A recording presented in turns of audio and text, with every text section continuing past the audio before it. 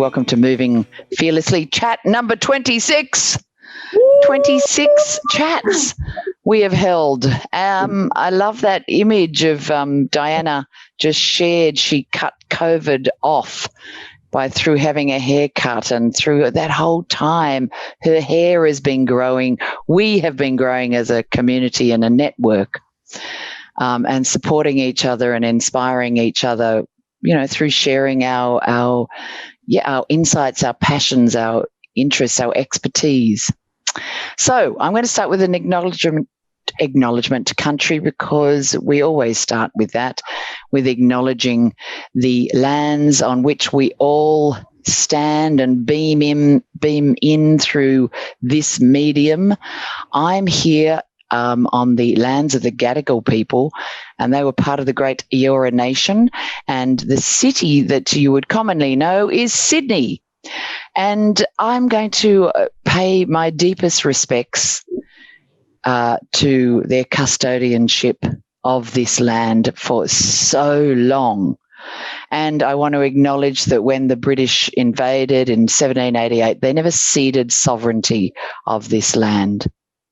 And I pay my respects to any Aboriginal people on the call, to leaders past, present, and elders, future and emerging. So feel free again to put in the chat on which lands you are sitting upon in the various locations of the world.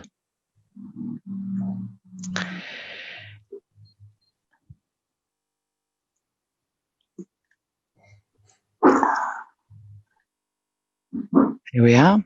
Wonderful. Tanana, Trixia. Great. Gundungurra for Suze. Dharawal for Tiff. Okay, so now what else do I need to say? Moving Fearlessly, you know that it's a collaboration. I don't feel we need to go over that. It feels that's said and done, and we all know the history, that what's brought us together. Oh, another tradition that we commonly do is the inviting an elder to from this network here to give us a wave off, to say I'm ready to begin, as a way to respect the eldership in our community. So if you, and that's self-appointed, if you identify or in as one role in your life as an elder, and would feel like giving us a wave to say, yes, let's begin this session, then we welcome that. Yay, Jen Barkman! Yay! Bring in your eldership. It is already in. So let's take a breath together. I'm feeling that's a nice beginning this morning. Let's all have a moment to get present. So the belly breath, the breath that comes in through your nose and allows your diaphragm to drop, and all those muscles around your abdomen to relax. And you can close your eyes or look to the horizon, or just a soft focus, and allowing a focus on the breath to create a little bit of space away from focusing on all our thoughts and plans, to instead focusing or experiencing other senses. Sense of space, the sound of my voice, the sense of touch, your body on the chair, your feet on the ground.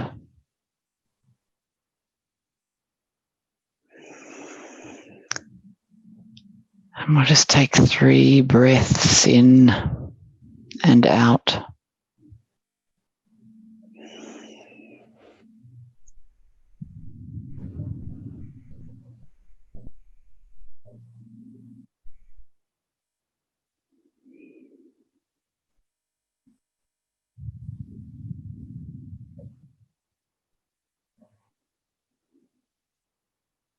That amazing sense that comes alive in silence that I've just broken, but still just to...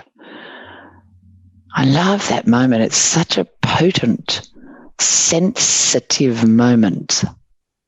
So let's open our eyes softly and just come into focus, have a look at each other and a smile and a wave, and to see each other on the screen. And bring that sense of breath and sensitivity to meeting each other. Okay, let's do the hands, everybody.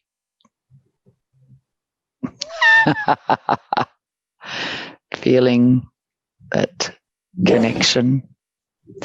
So we're going to proceed. We've got a wonderful speaker, my friend, colleague, collaborator, and a woman who inspires me endlessly in life is Debra Driscoll.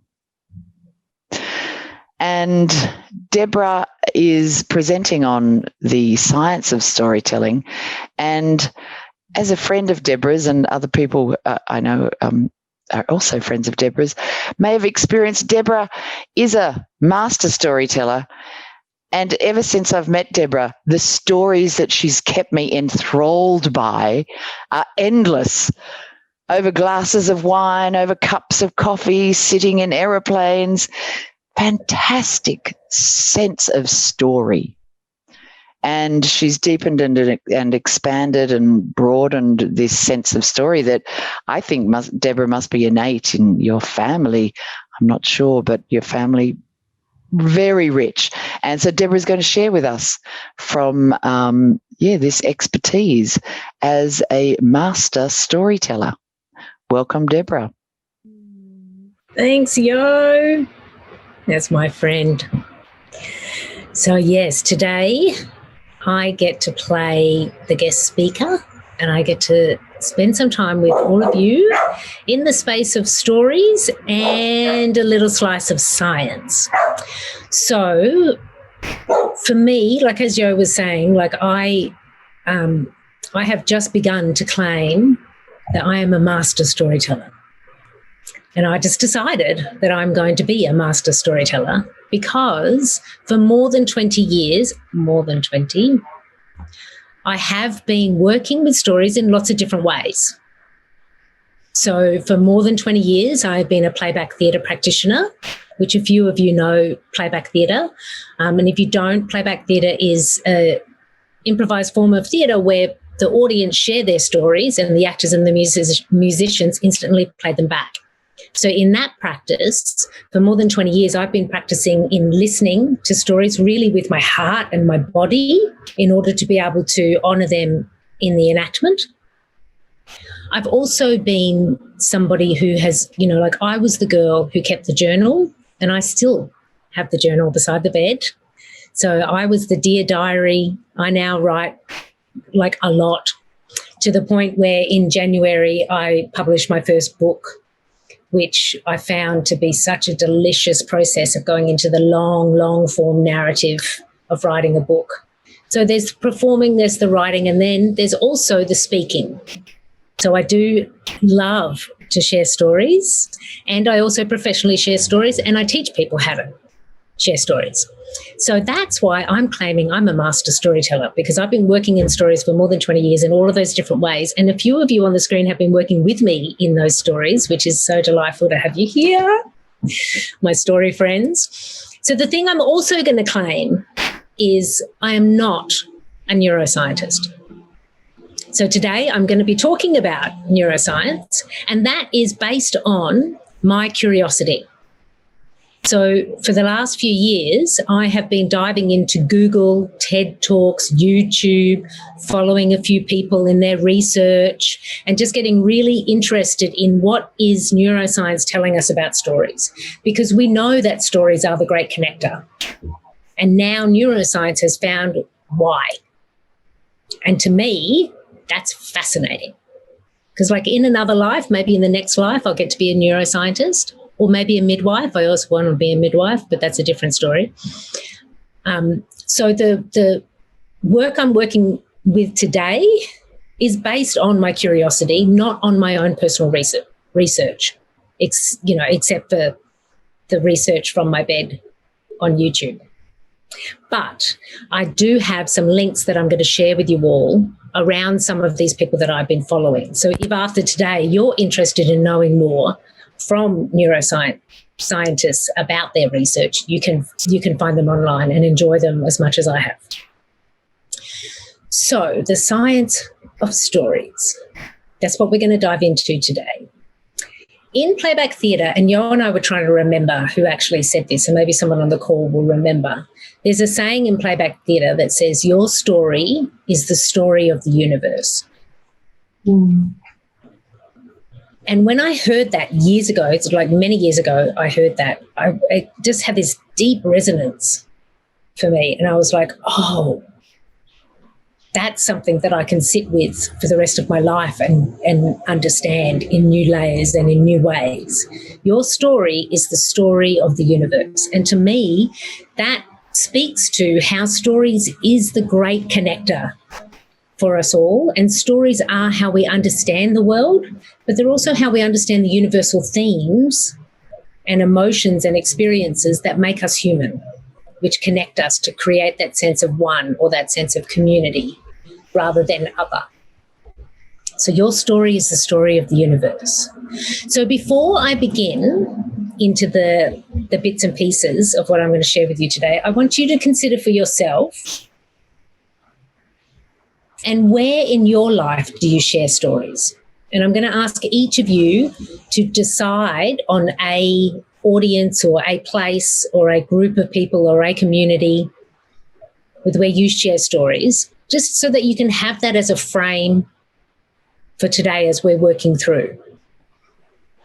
So each person to identify. Yeah, sorry, you go. I was just going to say, Deb, could it also be if you're not someone who tells stories, where you'd like to, who is the audience that you'd like to reach into? Yeah, absolutely. And what I'm going to get you to do is I'm going to write them in the chat so we can all as a community see who are we sharing stories with, or who do we want to share stories with? Because there's all these different intentions and purposes for stories, which I think is a really important point to be made right from the beginning. Because when I've taught this workshop before, it's been different depending on who I'm teaching it to. So I can have considered you all today, and it's slightly different than some of the workshops on the science of stories I've taught before, because I've taught it to a group of facilitators who use stories in a very different way than, say, consultants and coaches who are using stories as a way to be able to engage clients and broaden their network. So we'll get everyone to write into the chat. So Paul has local Blue Mountains and wider Sydney community to build resilience and provide story guides through these turbulent times, including environmental activists. Great.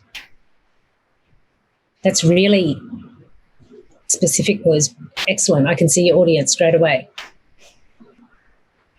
So it may be my family, it may be my partner, or it may be for a different reason.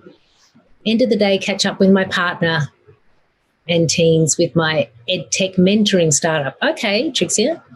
Jen, partner with my audience so we can relate to each other, to each their in transformation. Great, Claire.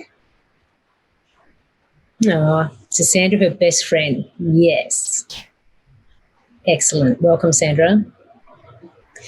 So just consider that today as I'm working through the bits and pieces of the story and the science with how that might apply for you, because I'm hoping we have some time at the end where we can go into a little bit of a brainstorm around how you can take what I'm going to teach today and then apply it to these stories that you're sharing with either family, friends, community, or for a business context.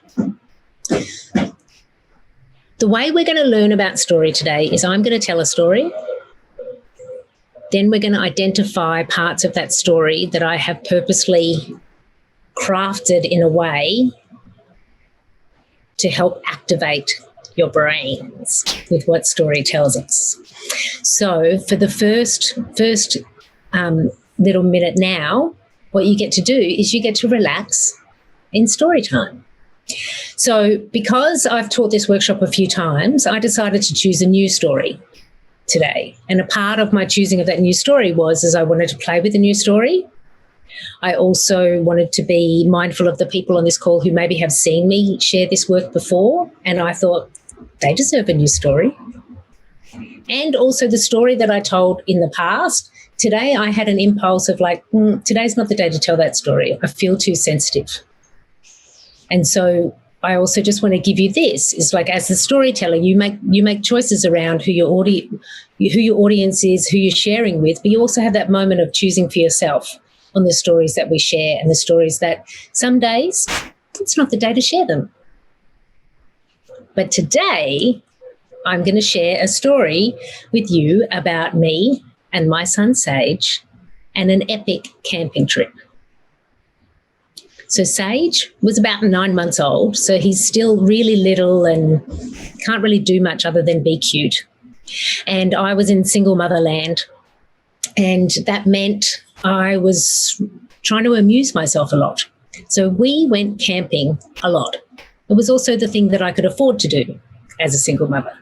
And luckily, I lived really close to one of my best friends, Justine, and her partner and their little boy, Finn. So Finn was born just 5 months after Sage. So we were all in like little baby land and amusing ourselves. So we often went camping, around Brisbane where I lived at the time. So there's this one weekend when we're going camping. I'm really looking forward to it because I just needed to get some socialization with my friends. I needed to be outside with Sage so he could crawl in the dirt. But the weather was not saying this is a good idea. There were really dark clouds. And I was like, I don't care. I'm going camping. So I load up the car with all the camping gear and Sage and I head out and we head north and then we head into a forest. And you've got to drive into the forest for it's close to an hour, like quite deep into the forest to get to this campsite. And as I'm going in, I can see that those clouds, they're not only thick, they're getting darker. By the time I arrived at the campsite and met with Justine, Dan, and little Finn, those dark clouds were starting to drip and the rain came. So I quickly put up the tent and then went underneath the cover that Juz and Dan had set up, and we sat there for the night drinking wine, sharing stories, holding our little babes, and then eventually we surrendered to the tents. I am woken by rain on my forehead and my cheeks. And I wake in the middle of the night and the rain is dripping through my very cheap 2-person tent. And Sage, being so little, he gets to fit right on my chest here, which was the only dry space left. So much rain was dripping into the tent that the whole inside of my tent was wet. My whole back was wet, but Sage was dry. When the sun finally broke, well, it wasn't very sunny, it was still pouring down with rain, I went back under the cover where I'd been the night before with Justine and Dan, and then all these other campers are around and we're all gathering around looking at the sky. People are looking on their phones, and we see that not only is this rain not going to stop, it's going to get heavier. And I had this moment and I realise I need to get out now or else I'm going to be trapped. I have no clean clothes for Sage, no warm bedding, and I feared that if I didn't leave and we got trapped in the forest, Sage would become sick. So I made that mother decision to just get out and get out now. But what I saw in my mind's eye were the 3 river fords that I had to cross getting into the forest. So Justine looks after the 2 babes, so Dan and I quickly get all of my camping gear in. I literally shove it in the back of my little hatchback. I load Sage in his baby seat and I tear out of the campsite. And the look on Justine's face mirrored exactly how I was feeling. Fear. I was like, what? I didn't know what was going to happen. I just knew I needed to get out of the forest. So I drive down the now muddy path, which only yesterday was a dirt track. And I get to the first river ford. And the water is running. But I'm feeling hopeful. And I know that I have to keep moving forward. So I put my foot on the accelerator and I edge into the water and the car stops. And I'm in the water. The car has stopped. I turn back and I see Sage sitting in the back, just happy, smiling at me. And I just sit there and I breathe and I say a little prayer and I have to get us out of this forest. So I turn the key and the engine comes back on, and so I move out of that first river ford. But I know there's 2 left. By the time I got to the second river ford, it was flowing, and clearly this water was deeper than the first. I hadn't seen a car for a really long time. I couldn't even see any birds. They've already left. And it's just me, Sage, and my little hatchback and the running water. And I know I have to get out. So I take a breath, smile at Sage, trying to pretend that everything's okay, and I edge my way into the water and the car stops. This time I'm in the middle of the river ford and I can hear the water lapping up against my car. I try the engine, no movement, no sound, nothing. Sage is still smiling in the back. I just breathe and I intensely pray. Angels, please, anyone watching over us, please get us out of this water. Please get us out of the forest. And I pray and I pray and I pray and I try the key again, nothing.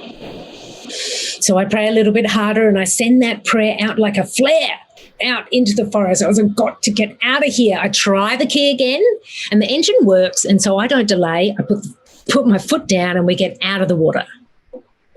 We're so close to being out of the forest, but there's 1 river ford left. I get to the final river ford and I know this water it just looks menacing. And so I don't think I should enter this water. I had this really strong feeling that I can't go in, but I can't go back. So now I'm stuck in the forest with Sage sitting in the back, still smiling at me as if everything's fine. And I'm petrified. And so I do as I've done before. And I think the only thing I can do right now is pray. Call out that prayer. Whoever got us out of that second river ford, whatever angel is with us, they can get us out of this. And I go into the intense prayer and then I hear something and I look up and I see in my rear vision mirror 2 4-wheel drives coming down the track. I'm just like, is that the miracle I've been waiting for? And then they stop just behind my little car and a man gets out of the first car and makes his way towards me in the rain. He looks like an apparition coming through the rain. And he gets to the door and I wind down the window a little bit and he looks in, he smiles at Sage. Sage smiles back. They're all nice and relaxed. And he says, can't believe you made it this far, love. And I said, well, I stalled in the first 2 river fords and that's why I'm stuck here. I knew I couldn't go into this one. Don't worry, we'll get you out. This is what we're going to do. I'm going to go first. You're going to come right behind me as I part the water with my 4-wheel drive. My mate's going to come right up the rear. We're going to get you across. Don't you worry, love. He goes back in, starts the car, edges in, pushes me forward, and the water parts like the miracle I had been praying for. And I follow this 4-wheel drive backed up by his buddy and we make it through the water. And they just kind of wave and send me on my way. And I drive out of the forest so thankful that my prayers had been answered and that Sage and I were not washed away. So that's a true story of a little Sage Deb camping adventure. What I want to do now is use that story as a way for us to understand the science of story. So I'm going to ask 3 questions, and I'm going to get you to just respond to whatever sparks for you in your brain in the chat so we can see, and then we might hear from a couple of people. So when you were listening to my story, what images or pictures did you have in your mind? What senses in your body were you aware of? And who in the story were you following? So I'll say that again because I actually have a slide deck for this, and I don't want to be in the slide deck. I want to be with the people. So I'll just say those questions again. What pictures or images did you have in your mind? What senses were you aware of in your body? And who were you following? So Susan's got floodwaters, the water parting, clouds, water, rain, sage. So that's interesting, Trixie. You got an image of my son Sage. You could see him, but you never met him. Okay, pictures forest, sage again, sage on the chest. Yeah. Apparition of the 4-wheel drive man appearing. So there's a lot of images that people have. Is there anyone who's aware of any particular senses? Flash of the strong prayer, smiling sage blissfully, unaware. Yeah. Senses fear. Yeah. So Yo, you had a sense of fear. Did you feel fear in your body? Yeah, I could start, with the fight with the rivers, like. Yeah, and then Claire had following Debra perspective, aware emotional relief. Hold on, I just have to go back down because that's an important part, Claire. Emotional relief when getting past the last ford.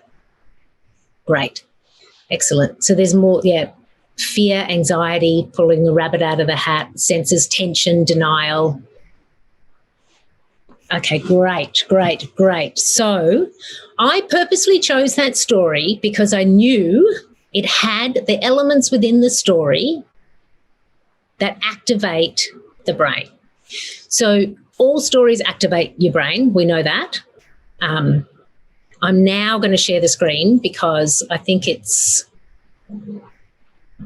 Oops. Why is it doing that? Here we are. Okay, so these are the questions. So you all can see my screen now? Yeah? I'm just going to move... Yeah. So these were the questions. And the reason I asked these questions is because images, feelings, and character are important in what science now knows about stories. So brain activation is senses. When we bring to life senses through our stories, and those senses are activated in a listener, you get heightened brain activity. So we know that stories activate many parts of your brain at the same time. They open up the brain in a way that facts and figures simply cannot do. It's also the way our brains are wired to understand the world. So when we can tell a story that has a strong sense in it to be able to activate senses, we get a heightened brain activation. The other thing that you get with stories is you get the mirror neurons, which is the pictures that you created in your mind are the mirror neurons. So like example, Trixie saw Sage, but Trixie's never met Sage. You understand Sage because I said he was 9 months old, little and cute, right? And so you're imagining what your mind creates as a 9-month-old little boy. And because I kept saying that he was smiling, it gave you a sense of his character, what kind of personality he was, right?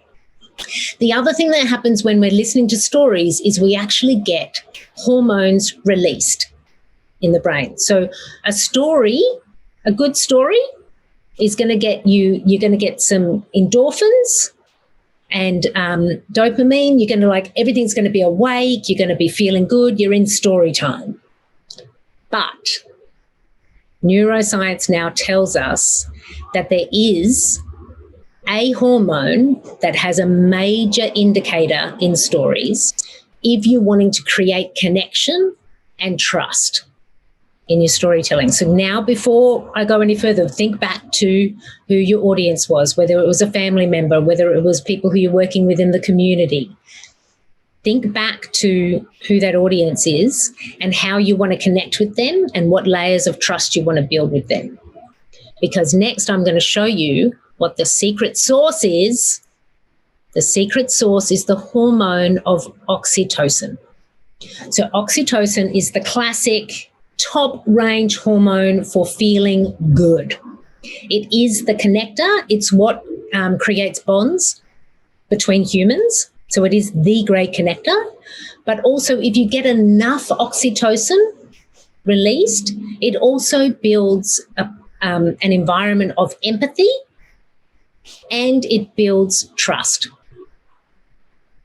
If you get oxytocin that spikes in a listener's brain, what happens is not only are they going to feel connected to you and then be in your story with you, have their empathy activated, they're also going to build trust with you. But that trust has now been found to stay with the listener after the story has been told. So it creates connection beyond the moment of the telling of the story. So this is really important for people who use story in business, who use story in marketing, who use story because they want to activate the connection in a network to have people connect back to them after a delivery. So a lot of our work in Fearless Communicators is working with entrepreneurs and small business owners. So we're working with them to create stories to get your oxytocin spiking, because they want to be telling these type of stories so that people say, yeah, I want to sign up for that program. Yeah, that sounds awesome. Or I'll buy the book. Or I'll follow your blog. That's what you get if you get a spike of oxytocin. Now, before I go any further, I just want to take a breath for a minute and just ask if anyone has any questions or anything they want to say. I'm just going to stop share for a minute.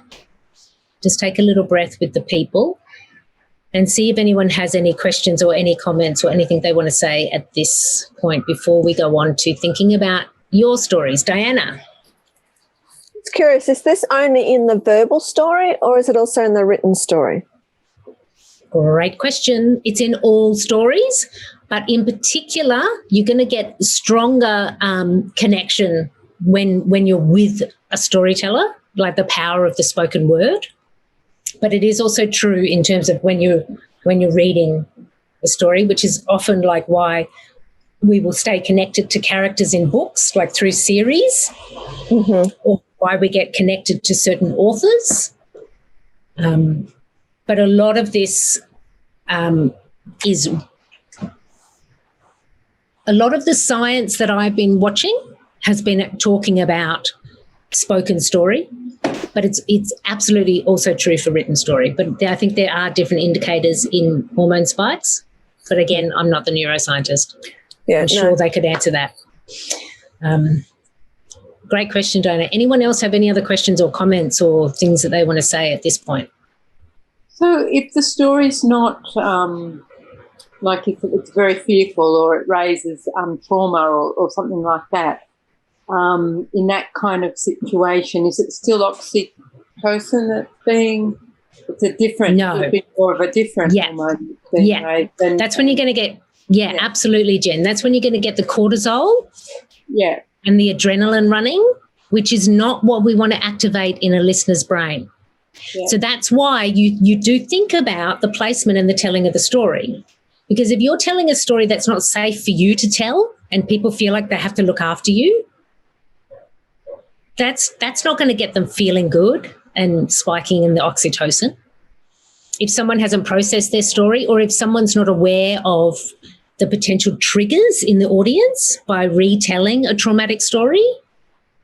So you're right, Jen, in that you have to be like the choice of story, the choice of when to tell the story, who the audience is, what is your purpose, what is the intention in telling the story. Like the story that I was going to tell was another story about Sage, but it's a much, much deeper story for me. And I didn't feel like I would be able to care for you because I would be caring for myself. So that's why I was like, not today. We don't tell that story today. Yeah, great question. Any other questions before we go into how you might apply this for yourself? Trixia. Is it possible to activate those in stories that are like super short? Maybe, like pitch decks or even just first impressions with people that last maybe like 2 to 5 minutes? Yes. Yes, it is. Yes, it is. You may not get an extended spike, but you still will activate. You still will activate. What you probably want to do there, Trixia, is ensure that after the activation that there's a clear way that the listener can either stay connected with you, if it's a pitch deck, like having a way that they can stay connected with you. But absolutely, like some of the stories I've worked with in Fearless Communicators, some of the clients I've worked with, they're telling 3-minute stories. And they've got amazing narrative arcs and they're getting amazing results from them because of the way that they craft the story, how you use that time, rather than telling a long story just for the sake of hearing yourself speak longer. Yeah, Paula. In a nutshell, when you're speaking into a space and a collective space that's very fear-based, are there certain safeties or scaffolding that you would suggest in terms of you're telling a story and that's going to bring up fear in an environment where there's already so much fear? Do you have some safeguards? Well, again, you would go back to who is listening to the story and then think about the choice of story. Mm. So in my story, I was literally in fear, right? And so by telling that story, like Johanna said, it activates a sense of like fear rising in her. If I know I'm with a community of people who have a collective fear, I wouldn't choose that story. I would choose a story that would maybe go counter to it. Or the other thing you can do is it's also around the positioning of when you tell a story in a community and when you're working with them, and also about what permissions you give people in the processing of the story. Because often when stories have big emotions, people need some response after, or they need something to do, to either reflect upon it or to be, exactly, Jen, rituals and containers. So Jen and I have worked with stories for a long time together. It's great, Jen. You're right below me on my Zoom screen. It's making me so happy right now. But definitely rituals and containers. And there's so much thought that needs to go into with when you're telling a story and why you're telling a story. Because the other thing that you can do is you can either activate trauma or you can activate fear. But the other thing that you can do is you can do the opposite of what the story is intended to do. If you're going to dive into okay, I'm going to tell a really sensitive story. I'm going to be really vulnerable now because then they'll love me, because Brené Brown says be vulnerable, right? That sometimes is not attractive. That is not necessarily going to get the spike of the emotions that you're looking for. It's going to pull the people away from you, not towards you. So absolutely thinking about who am I telling this story to and what is the purpose in telling this story. So the purpose of me telling the story today is I wanted a story that had strong emotion, strong senses, and strong character that you can follow, because that is how you craft a story to get the oxytocin spike. So I have another slide which just says those things, but do we need to see the slide, or shall I just keep talking to the group? What do you think? I just think I want to keep talking to you. Let's just keep talking. So this is what neuroscience is telling us about that oxytocin spike, right? If you want to create that deeper trust and connection and activate empathy in your storytelling, these are the 3 ingredients you need to activate the secret sauce of the oxytocin. You need to ensure that your storytelling has the 5 senses within the telling of the story. So in storytelling, we call that show, do not tell. Put me in the scene. Like I took you to the campsite with the rain coming down and the tent, right? I talked about it was wet on my back, and you know what I mean? Like all of those little parts in my storytelling were purposely crafted in that way, so you are getting a sensory experience. Ingredient number 1 of your secret sauce, use the senses. You don't want to overdo it. It's like salt, you know what I mean? You don't want to overdo the salt in your cooking, but you definitely want to be using your senses. Ingredient number 2 of your secret sauce is the 4 base human emotions. Research now shows us that humans are very complex with emotions, etc., but if you simmer them all down, you end up with 4: anger, fear, sadness, and joy. Now, if you see in that, 3 of those are maybe we don't want to hang out there so much. We want to be more in the joy. But the human experience is that we kind of have a mixture of these, and then we're always chasing this joy. Good storytelling will be an emotional narrative. I think it was Claire you said in the chat, the relief when I got out of the forest. That's the emotional narrative. Is she going to make it? Is she going to make it? The fear, is she going to make it? Is she going to oh, she made it. That emotional journey, spike, oxytocin activated. And now the final ingredient for your secret sauce. And neuroscience tells us this is the biggest indicator of whether you're going to get an oxytocin spike is character. We want to bond with a character. And not only do we want to connect with the character, we want that character to win, to succeed. We want them to go, we want to be on the emotional journey with them, and it matters to us whether they make it or not.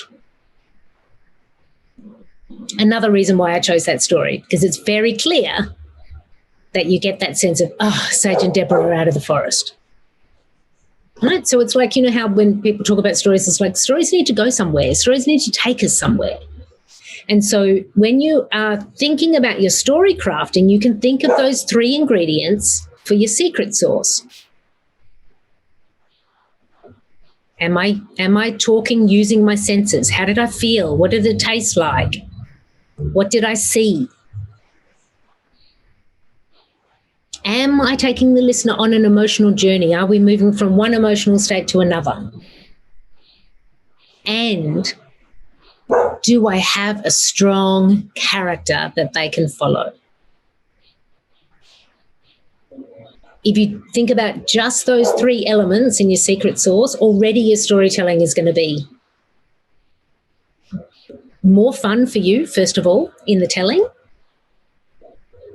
and also more engaging for your listener.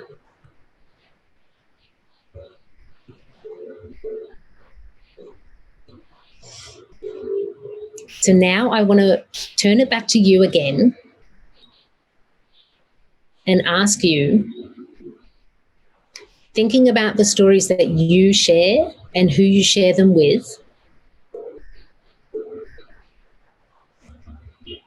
how confident do you feel in adding the secret sauce?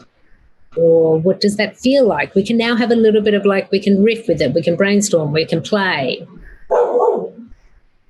So go back to thinking about who am I sharing the stories with? And now think, which story is coming to me now as a good story that I could tell them?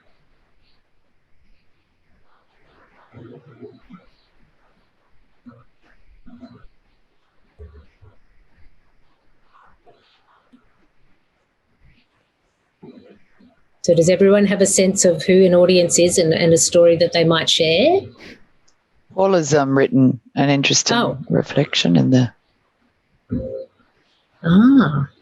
Yeah, do you want to speak more about that, Paula? I feel I'm conscious of where I stop myself. And yeah, I think a lot of it for me is about finding the courage to just be authentic. But I can see where I trip myself up because I second guess myself. Yeah. And I think some of that comes into the practice of telling stories that you feel personally connected to. Like when I told my fearless speech back in 2016, it was the first time I had publicly stood on a stage and spoken about Sage's death and my experience as a grieving mother. So it was like my coming out story. Like everyone in Australia knew about Sage. When I moved to New York City, I just didn't talk about it. I didn't tell stories of Sage at all. There was only a few people who knew that I was ever a mother, let alone a grieving mother. And it was in the crafting of that story that helped me get past my self-conscious block. Was people will pity me. People will feel sorry for me. And I'm also going to make them all feel really, really sad.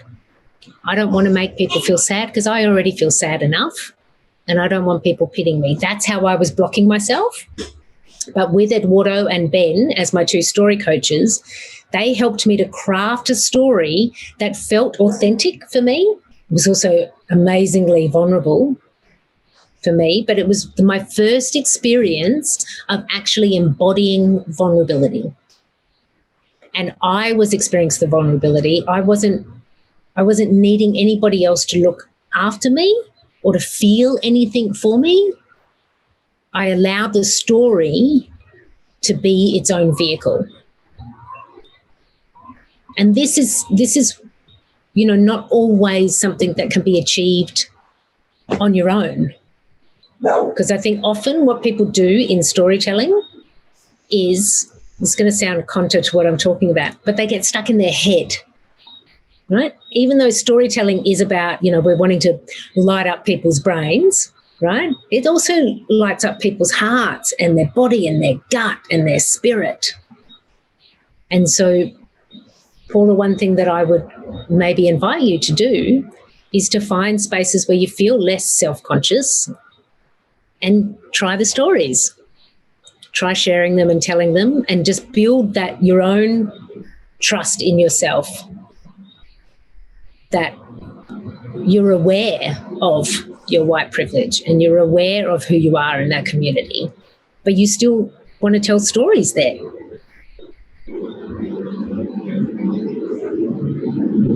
Yeah. How about anyone else? Anyone else got any questions about their story choice or their audience, or they're adding their secret sauce?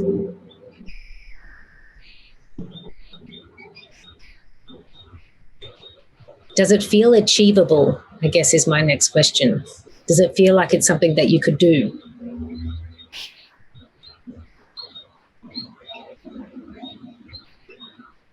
It's highly recommended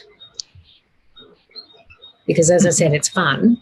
And also, depending on the purpose of why you're telling the story, it can really help to place them.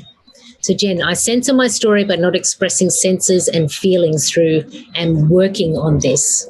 Oh, and though I'm working on this, imagine my story is not of interest to others. Yeah.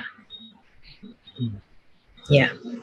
And that's so interesting, again, how it was almost like what I was saying, Jen, how we get caught in our head with our stories and the placement of our stories. Yeah. So again, like Jen's saying, I would activate some secret sauce. Give them a whirl, baby. Yeah.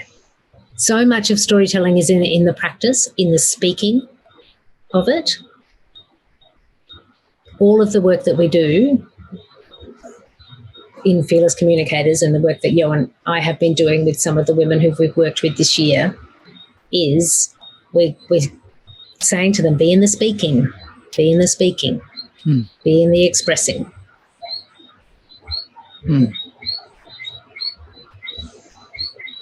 Yeah, Sandra.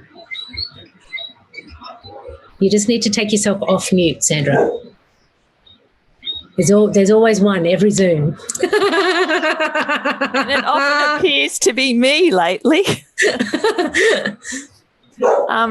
My thing is that I have this like a background story going in me that my story isn't important or no one will want to listen, and I have a go at working on that. But just, all this stuff that you're sharing, I'm finding really interesting. So thank you very much. And I don't know whether other people have a similar kind of thing going for them, but I tend to just sort of, I don't know, collapse a bit inside myself, like from shyness, a bit like what I'm doing now. So I'll stop talking. I'm so glad that you took yourself off mute, Sandra. It's very pleasing to me right now. Something that I will often share with people I'm working with who come to work with us because they have a fear of speaking, or they know that they want to be better at it, or they don't know how to craft stories that are going to have the impact that they want, is, what about if you considered if it wasn't about you? Turn it around. All of our work is audience focused, not speaker focused. We always come back to, who are you telling the story to? Why is the story important to them? And so rather than having the consciousness on yourself of like, is this, like, am I allowed? Is this enough? Do people want to hear this? Consider your audience, and also now you can consider through the frame of stories activate our brains. They turn us on, literally. They will create connection. And so again, I say, Sandra, find some safe spaces and share.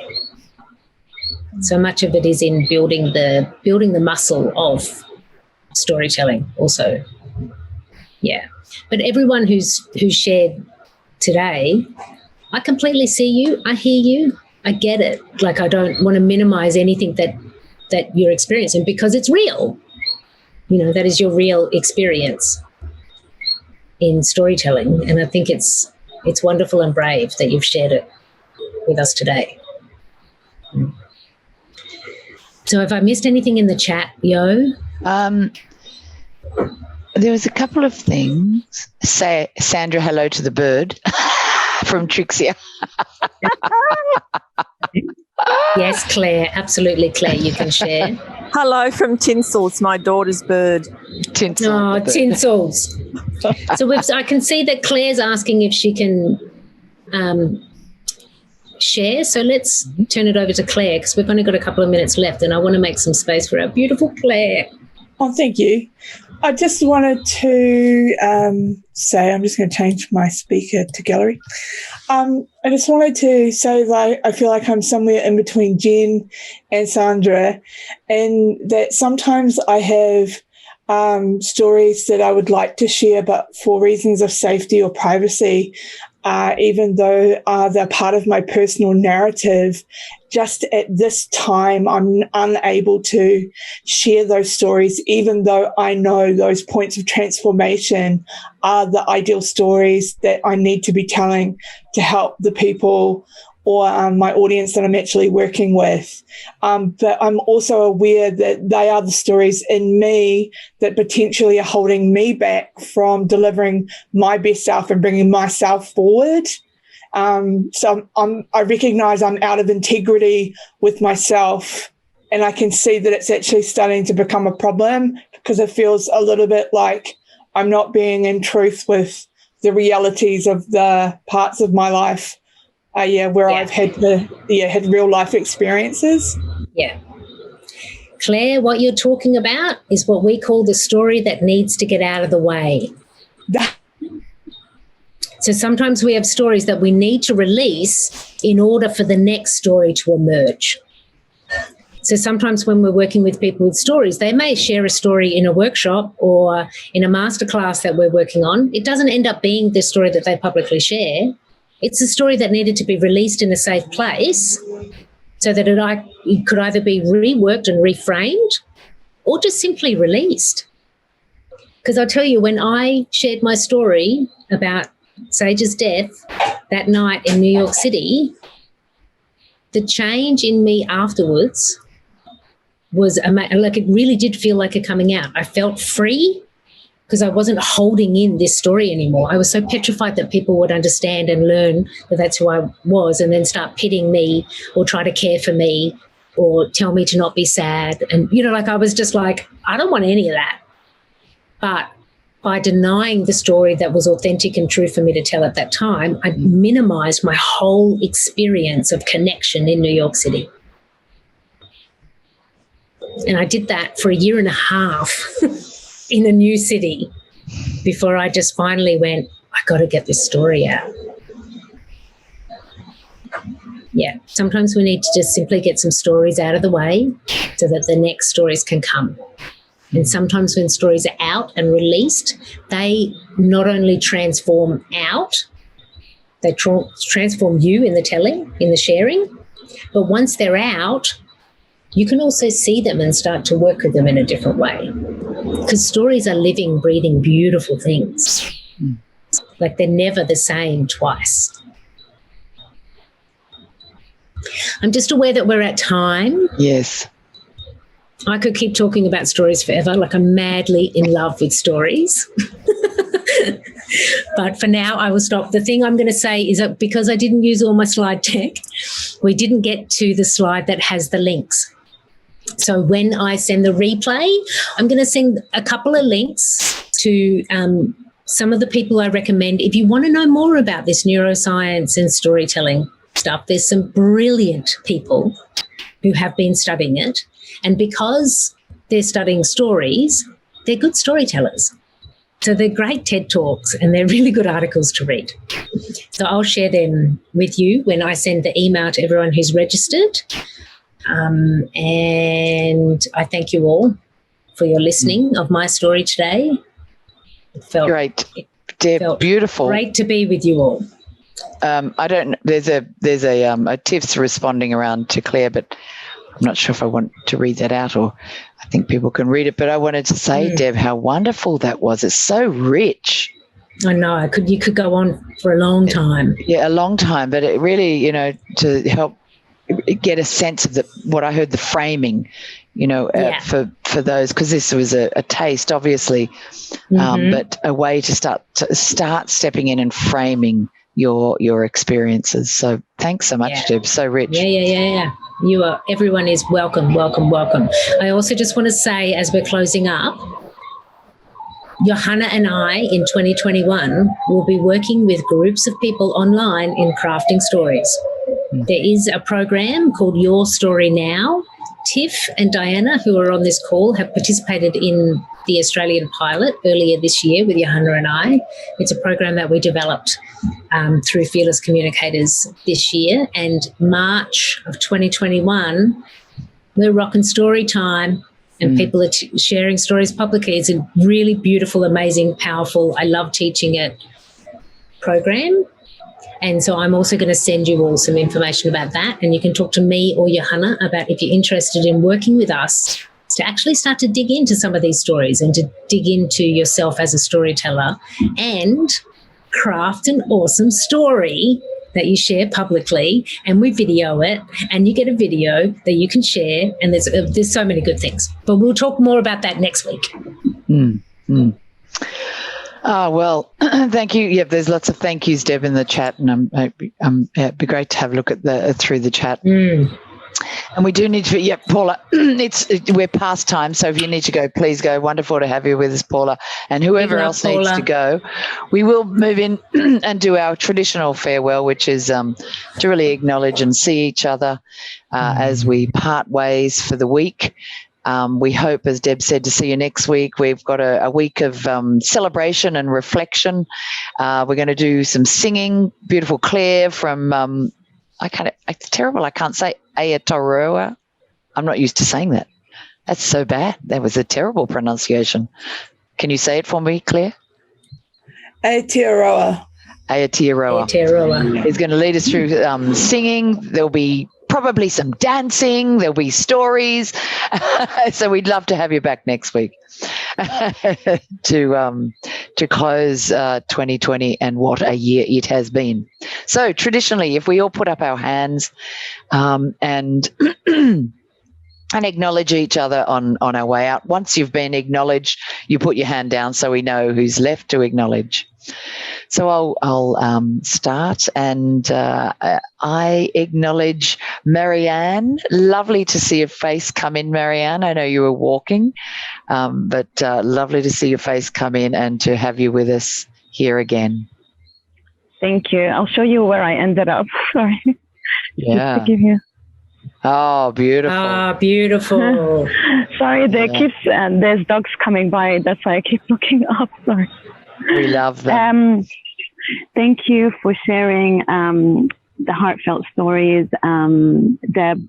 Sorry, I'm not sure how this works because this is the first time I do the closing. Yes, so pardon me, making assumptions. Always, or listen, don't make assumptions. That was a dog. Oh, you're right. Sorry, yeah. It's just the puppy. He just came to say hello. Oh, hello. Sorry, I needed to tell you where I was because I thought that might happen. Mm-hmm. So, Marianne, what you do, I say I'm acknowledging you, and I see you, and I thank you for being here. Then you put your hand down and you acknowledge someone else. Okay, thank you. Yeah. Thank you, Joe. Deb, I acknowledge and I see you, and thank you for sharing all your heartfelt stories with us about Sage and everything. Thank you, and thank you for taking us to a beautiful place as we end together. Thank you, Marianne. Miss Jen Barkman, I see you, I love you, I acknowledge you.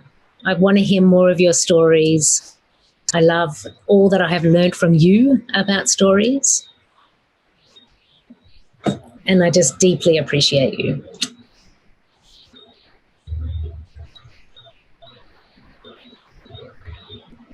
Thank you, Deb. Tiff, where's Tiff? Is Tiff there? Oh, yes, down the bottom. Tiff. I see you and acknowledge you, and go well in continuing to share your story.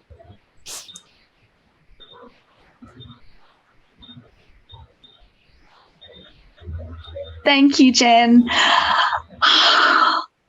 It was lovely to spend the morning with you again. Claire, I see you. I hear you. I feel you. I can't wait to sing with you. And I encourage you to, if not through the Your Story Now process, somehow tell your stories that you need to tell so that you can open up more stories. I think I know where you're coming from, and I feel it deeply. And I can't wait to see you again. Have a beautiful day. Thank you, Tiff. I take all your lovely, warm words of encouragement. Trixia, I'm so warmed to meet you, and that you come from Alaska to join us today, and to just bring your beautiful presence here, and just brings this beautiful red thread connection of Indigenous voices, and just overjoyed for your presence. So thank you. Thank you, Claire. I appreciate that. And I acknowledge Chandra. I see you, I hear you, I feel you. Thank you for bringing light to us and bringing your friend. And one of my first pets is a parrot, so I love birds.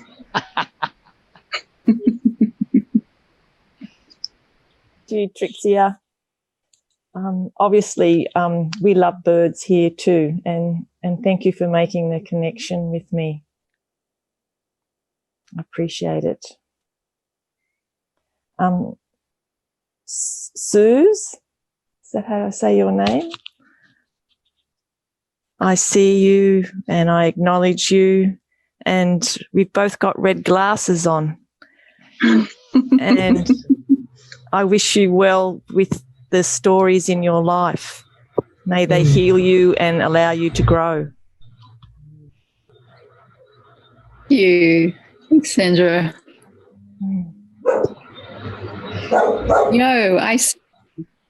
I acknowledge you.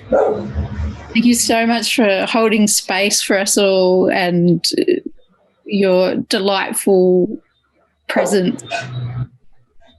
Thank you, Thank Suze. you for all the stories you share and hold. Thank you. Thank you very much. Pleasure.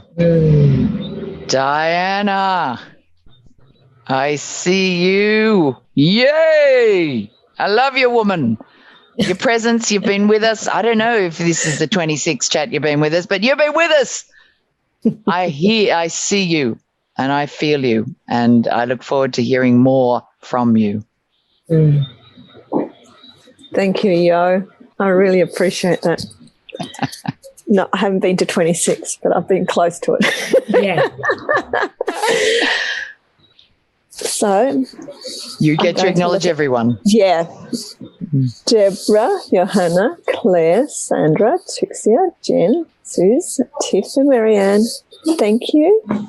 And also to those that had to leave, thank you to each and every one of you. I hear and see each of you, and I just love the joy and the spirit that you bring.